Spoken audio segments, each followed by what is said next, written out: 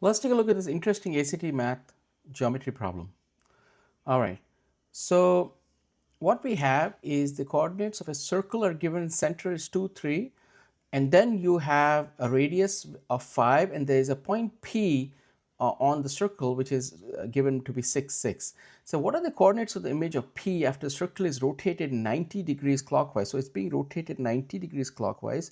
So I made a 90-degree angle here. I just basically tried to make a good approximation of what that 90 degrees would look like, and when we do that we can basically eyeball the answer. The answer is kind of here, so clearly we can cancel the 2, 3 because that's the center of the circle. A choice B is 3, 2, which is here, is not even on the circle, so we can cancel it.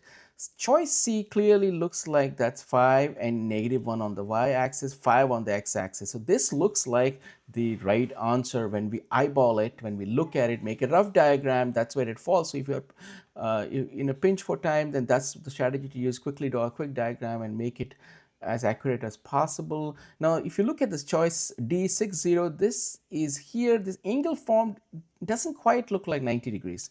So we can eliminate that with our looking at it and trying to solve it type solution. And then finally 7, 3 of course falls here. That angle is way too narrow to be a 90 degrees. So if you're not satisfied with this kind of a response, so more formally you could say, what is the slope of this line that has 6, 6 and 2, 3? So slope of has P and the center 2, 3. So let's go to y2 minus y1 divided by x2 minus x1. These are our points.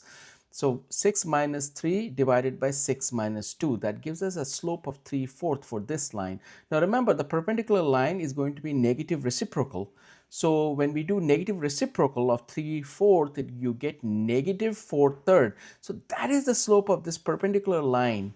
Okay, so and we know the center already, 2, 3. So let's go 4 units negative down. So 4 units down from here are going to take us to -1, and then 3 units this way is going to take us to 5. So we've literally gone 4 units down negative, because the slope is -4/3, and we have moved 3 units to the right. That brings us exactly at 5, -1. So that is the actual solution, formal solution to solve this kind of a problem, to make sure it's completely accurate.